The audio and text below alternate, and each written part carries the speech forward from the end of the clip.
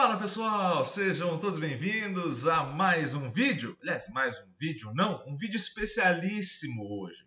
Agora, nesse momento, a gente vai fazer o vídeo de oitavas de final da Copa do Mundo do Brasil. Agora, às 4 horas da tarde, Brasil e Coreia entram em campo. A gente vai disputar as oitavas de final. E, obviamente, há uma certa apreensão, principalmente por conta do último resultado da seleção contra Camarões, tá? E também porque a gente esperava que a gente fosse passar o trator em cima da Suíça e também não fizemos isso da mesma forma sem o Neymar.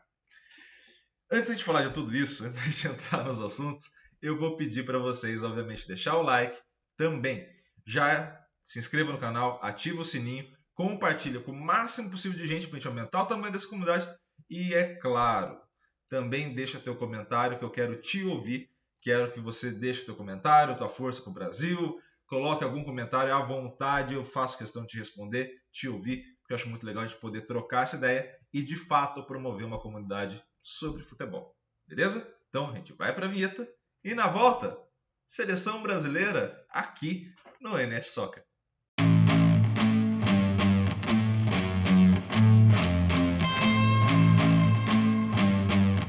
De volta, pessoal, de volta já com a classificação para vocês. Então a gente vai passar um pouco sobre o desempenho dessas equipes, né, os resultados dessas equipes ao longo da competição, começando obviamente pelo Brasil, que foi o líder do grupo, né, do grupo G. O Brasil estreia vencendo a Sérvia por 2-0, né, os 2 gols do Richarlison. Depois o Brasil vence a Suíça por 1-0, já sem o Neymar, né? O Brasil vence a Suíça sem Neymar e Danilo. Vence por 1-0, gol do Casemiro, e perde por 1-0 para Camarões, já com a equipe inteira reserva. Então esse talvez seja o primeiro ponto que a gente tem que comentar, justamente essa busca de alternativas quando o Neymar não está em campo, né? A gente olha muito hoje para o Brasil sem o Neymar, e aí a gente está pensando aí sem também o Danilo e o Alexandro, ou o Danilo já voltando para essas oitavas, quem pode jogar ali, né? Então às vezes jogar Casemiro, Fred e o Paquetá um pouco mais à frente. Casemiro, Bruno Guimarães, que tem entrado muito bem com o Paquetá um pouco mais à frente. Ou até mesmo jogar o Paquetá e o Casemiro com o Rodrigo fazendo a função que era do Neymar, né? Então, assim, tem algumas alternativas e eu confesso para vocês que eu também pensaria na alternativa do Everton Ribeiro, tá? Eu sei que não vai acontecer, tenho plena convicção de que não vai acontecer. Não é do estilo do Tite subir jogador na hierarquia muito rápido, né? Mas o Everton Ribeiro é um jogador que, naquela função, principalmente com a mobilidade que ele tem, é muito mais provável de encaixar do que os demais jogadores que ele está testando. O Rodrigo é um atacante, é um ponta. Jogar ali por dentro é muito diferente do Neymar. O Rodrigo é um cara de velocidade, ele não é um cara de criação especificamente, é um cara de finalização. Disputaria a vaga com o Rafinha. Nesse cenário que a gente está olhando, a gente está falando de colocar um meia. E aí eu não acho que esse 10 seja o Paquetá, especificamente. O Paquetá joga um pouco mais próximo ali do Casemiro. Eu acho que o Everton Ribeiro daria essa mobilidade um pouco maior ali, tá? Mas eu acredito que isso não vai acontecer. Olhando para a equipe da Coreia, ela classifica com 4 pontos. O empate na primeira rodada com o Uruguai, né? Empata com o Uruguai na primeira rodada. Depois acaba tendo a derrota para a Gana, né, que foi uma derrota um pouco surpreendente nesse sentido. A Gana até chega com possibilidades ali de classificação. E a Coreia chega em último, né, nessa última rodada e acaba vencendo Portugal de virada por 2-1. Portugal também com o time reserva, né, praticamente o time reserva, ali só o Cristiano Ronaldo, um ou outro jogador entre os titulares. Mas é importante a gente ressaltar isso. Coreia não está fazendo uma Copa excepcional. Uma equipe muito bem organizada, não é uma equipe fraca, mas é uma equipe que passou muito nas ausências de competências para passar de Gana e do Uruguai. Então, assim, é uma equipe que, em tese, não é das mais fortes para pegar. A gente poderia ter pego adversários mais difíceis já nessas oitavas de final. E o caminho do Brasil, mesmo sem o Neymar, mesmo com os desfalques que a gente pode acabar tendo, né, para a partida de hoje, a gente acaba tendo muito favoritismo. muito favoritismo, e aí não é uma questão de torcida, mas é uma questão de fato de análise, e a gente pode partir para isso agora também, compartilhando aquela famosa tela com vocês. Quando a gente olhar essa questão da associação, de novo, a gente está olhando para a fase de grupos ainda, não estamos olhando para os jogos que aconteceram das oitavas, a gente vai atualizar isso para vocês depois. E qual é o grande ponto? É a conversão de passe para chute e chute para gol, uma certa manutenção de posse de bola, mas é claro, tendo que aproveitar os chutes que estão sendo criados ali. Então é importante que a gente entenda isso, entenda que é necessário produzir dos passes finalizações, chutes a gol, e dessas finalizações também produzir gols, ou seja, aproveitar as possibilidades que a gente passa a ter justamente nesse cenário que a gente está observando. Tá? Então, esse é um ponto positivo e necessário. E aí, quando a gente for olhar esses dados, a gente vai olhar agora para vocês Brasil e Coreia, o Brasil em laranja e no gráfico, a Coreia em azul. E vamos para a parte que cabe a gente analisar, começando pelos passes. O Brasil é uma equipe que fica mais em posse da bola do que a Coreia. Tá? A Coreia tem um alto aproveitamento de passes em direção ao ataque. Ou seja, a gente está falando de um jogo que provavelmente o Brasil fica em posse, a Coreia ataca um pouco mais rápido. Tá? Ah, Iago, isso vai acontecer o jogo inteiro? Não, isso depende do contexto. A gente está falando só no cenário macro. Você vai ver mais vezes o Brasil em posse e menos vezes a Coreia em posse. Basicamente é isso. Isso não quer dizer que em algum momento do jogo a Coreia não fique mais em posse e o Brasil tenha momentos de contra-ataque. Tá? São pontos diferentes. E onde que a gente vai observar uma vantagem do Brasil nessa questão? O Brasil ele vai conseguir converter tanto quanto a Coreia esses passes em chute. O detalhe é, se o Brasil tem mais passes e converte tanto quanto a Coreia, ele também produz mais chutes a gol. Seja chutes dentro da área ou chutes de fora da área. Então o Brasil tende a ter mais posse e finalizar mais. Qual é o grande ponto da seleção brasileira que ela tem pecado muito? É a questão da conversão dos chutes em gol.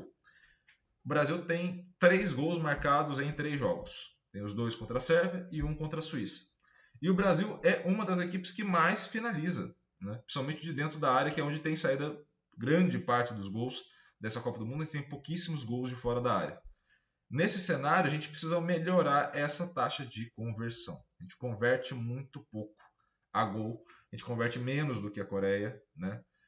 E aí talvez esteja o grande ponto, né? Se a gente olhou aquelas questões das conversões, é importante destacar que a gente converte muito pouco. Quando a gente olha para a defesa, por que a Coreia leva vantagem aqui nessa defesa do goleiro? Porque a gente tomou pouco chute a gol. Então, os dados de finalização e o quanto que o Alisson ou o Ederson salvaram são poucos. Então, não é que a gente não salve, é que chegou pouca bola no gol e uma delas já foi o gol de Camarões. Né? A gente acho que tomou 2 ou 3 finalizações de Camarões e sofremos um gol. Né? As outras 2 o Ederson fez a defesa também. E a gente leva uma vantagem nesse bloqueio, ou seja, a ação de ataque, a ação que a gente vai observar da equipe adversária tende a acabar num bloqueio da seleção brasileira, ou seja, a finalização para nos zagueiros, para no Casemiro, para nos laterais, ela vai parar na linha de defesa ali do Brasil, tendo bloqueios sendo realizados por esses jogadores. Tá? Então, essa é a estrutura do jogo que a gente imagina. Brasil com posse da bola, e o Brasil em posse da bola acaba tornando mais factível, acaba tornando mais legal esse cenário de conseguir converter o passe para chute, ou seja, a gente tende a ter mais chances do que a equipe da Coreia, mas principalmente, para além dessa questão da conversão de passes para chute que a gente tem observado, é muito necessário entender que a gente precisa melhorar demais o aproveitamento de finalizações em gols. Obviamente, criar a finalização é muito importante, a gente não está falando isso especificamente, mas precisa aproveitar as finalizações criadas e gerar os gols necessários, porque senão você acaba não vencendo. Né? E aí, olhando o adversário, a gente vai olhar, obviamente, ele, né? O Son. A gente já fez um vídeo aqui no canal sobre ele, mas eu acho muito importante a gente observar ele, porque ele é o grande astro dessa seleção da Coreia e principalmente ele é o jogador mais diferenciado que vai ter ali, justamente no processo de criação.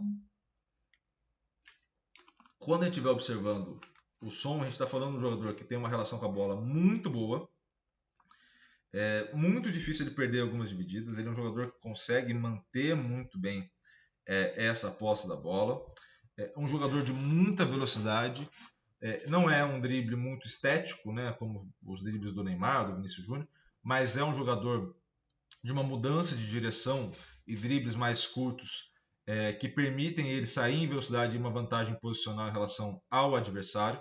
Então é um jogador muito difícil de ser marcado, né? Acredito que tendo ele como grande alvo ali da marcação brasileira, não tende a ter tanta dificuldade de marcar assim, mas é claro, é um jogador de altíssimo nível e tem que tomar muito cuidado, porque ele não vai precisar de um grande número de oportunidades para ser perigoso para a seleção brasileira, um jogador muito acima da média, e aí vale a pena esse destaque para o Son, justamente porque ele vai ser o grande destaque e vai ser a grande válvula de escape para esses contra-ataques da Coreia, né? Então esse é um jogador de fato que pode mudar o jogo, pode dar uma dinâmica diferente e isso é importante. Seja na finalização, que ele ainda não fez gol, mas também nessa construção de jogadas e aí sim na assistência, coisa que foi decisiva para a Coreia classificar, principalmente no último gol contra Portugal. Nesse cenário que a gente está caracterizando, é importante a gente entender também os pontos fortes do Brasil, né? Não só da Coreia, não só do adversário, dos pontos que a gente tem que ficar preocupado, mas também os pontos que a gente tem que ficar feliz, né? O ponto que a gente tem que ficar alerta no sentido de produção, que a gente pode ter uma esperança ali. E, é claro, passa por também outro jogador que já tem vídeo aqui no canal, que é o Vinícius Júnior. Aliás, tem 2 vídeos dele. E o Vinícius é um grandíssimo jogador, vem atuando muito bem, dos jogadores de ataque, na minha opinião, é o que está em melhor fase e forma, tanto comparado ao Neymar, o próprio Richarlison e também ao Rafinha. É o jogador, para mim, hoje de maior destaque. Se a gente olhar a seleção brasileira, e aí olhando, obviamente, a equipe titular, né, da seleção brasileira, é o jogador que consegue criar mais chances de finalização, não só dele, mas para os outros, né, como foi o caso da assistência para o Richarlison. Ele é um jogador muito diferenciado nesse sentido, e a movimentação que ele faz e a variação de jogadas que ele permite para a seleção brasileira é algo absurdo. É muito bom. É claro, quando você não conta com o Neymar ali, né, que foi o caso do jogo contra a Suíça, você acaba tendo uma sobrecarga. Você acaba tendo um jogador que vai ser sobrecarregado muitas vezes. Por quê? Porque essa válvula de escape vai ser única. O Rafinha não vem atuando tão bem. Ele cumpre muito bem a função dele, como ponta que volta para marcar, né? O Tite gosta bastante desse cara da recomposição, faz sentido ele gostar. Mas esse jogador, para o momento ofensivo, para fazer uma situação de 1 contra 1, gerar um desequilíbrio numérico ali na defesa, né? Desequilíbrio favorável para o Brasil, é o Vinícius Júnior. Hoje é o Vinícius Júnior. Então a gente está olhando para um jogador muito habilidoso, muito decisivo, que teve uma crescente, principalmente mental, muito grande, de encarar o desafio, de ir para frente, de não sentir muito o peso do jogo. A gente viu isso na Champions League com o Real Madrid, a gente está vendo isso na primeira fase da Copa do Mundo com o Brasil, mas é um jogador que também precisa de companhia ali no ataque, ou seja, ele precisa não só ele ter esses pontos, mas precisa ter alternância. Você precisa ter um jogador também na direita para você distribuir melhor essas jogadas, até para você não facilitar a marcação do adversário, né? Se o adversário já sabe que você vai jogar a bola no Vinícius grande parte das vezes, ou se você jogar a bola no Vinícius tem mais chance de sucesso que se você jogar no Rafinha, você vai aumentar a marcação de um lado, facilitar ela do outro, E aí, é claro, você está fazendo um reajuste na equipe adversária a partir dessa comunicação na ação que tem, não só entre os próprios jogadores da equipe, mas da leitura do adversário para a tua equipe. Quando você consegue ter dois jogadores como o Vinícius e o Rafinha, ou até mesmo o Antony, que eu acho que entrou bem contra Camarões, ou o Martinelli, ou outros jogadores, você acaba tendo uma variação um pouco maior, né? Essa variação eu acho importante a gente destacar que é necessária para a seleção, justamente para gerar situações de finalização com mais clareza, né? E aí, é claro, a gente volta para a questão do aproveitamento e volta para a questão central de aproveitar esse jogador, esse centroavante que o Brasil colocou, que é o Richarlison, na função dele também. Tá? Pessoal, o vídeo de hoje da seleção brasileira é esse. Espero muito que vocês tenham gostado. Espero muito que vocês estejam gostando dos vídeos aqui de análise do Enes Soccer. Então, por favor, vou pedir que vocês deixem no comentário a opinião de vocês, o que vocês estão achando, o que a gente pode melhorar, o que a gente pode aprimorar aqui nos vídeos. Por favor, deixa tudo aqui embaixo para a gente dar uma olhada e ir avançando com esse projeto cada vez mais, para também atender a demanda de vocês aí do outro lado. Combinado? Então, curtida, comentário, compartilhamento, inscrição, ativar sininho, tudo isso que vocês já ouviram de todos os youtubers aqui, eu peço para vocês também aqui nesse vídeo. Obrigado pela audiência, um grande abraço a todos, bom jogo e vamos Brasil. Até mais.